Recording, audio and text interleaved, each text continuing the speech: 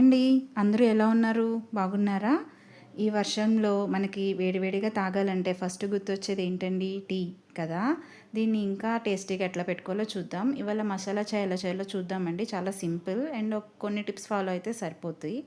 First stove on చేసి దాంట్లో ఒక గ్లాస్ వాటర్ పోసుకోండి. ఈ టీ నేను ఇద్దరికి పెడుతున్నానండి. సో 1 ఫుల్ గ్లాస్ తీసుకున్నాను. దీంట్లో ఒక చిన్న అల్లం ముక్క, జాజికాయ, లవంగాలు, యాలకులు, సోంపు, దాల్చిన చెక్క, ఒక స్టార్ ఎసెన్స్ వేస్తున్నానండి. నేను ఇద్దరికి పెడుతున్నా కాబట్టి ఈ స్పైసెస్ తీసుకున్నా. మీరు పెట్టేదాన్ని బట్టి మీరు స్పైసెస్ తీసుకోండి. ఈ వాటర్ కొంచెం మరగాలండి. మరిగిన తర్వాత టీ పౌడర్, షుగర్ వేసుకుందాము. ఒక spoon tea powder, 1.5 spoon sugar వేసానండి ఒక గ్లాస్ వాటర్కి. సో ఇది సరిపోయింది. ఇది మరిగింది కదండి, డికాషన్ బాగా దిగిన తర్వాత ఏ గ్లాస్తో అయితే మనం వాటర్ తీసుకున్నామో అదే గ్లాస్తో పాలు పోసుకోండి. అండ్ వాటర్ ఏ గ్లాస్ అయితే తీసుకున్నామో ఆ గ్లాస్కి హాఫ్ మరిగిపోవాలండి. వాటరీగా ఉంటే టేస్ట్ అంత బాగోదన్నమాట.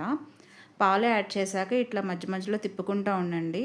మనం బయట హోటల్లో చూస్తాం కదా, కిందికి మీదకి కలుపుతూ ఉంటారు, తిప్పుతూ ఉంటారు. సో దానివల్ల టేస్ట్ వస్తుంది.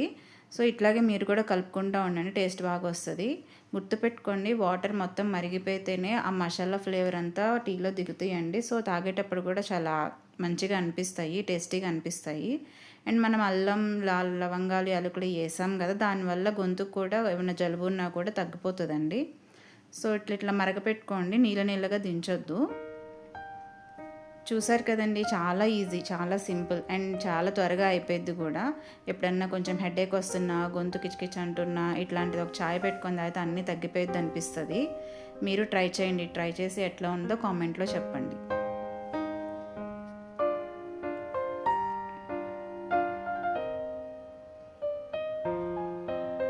See you again. Bye bye.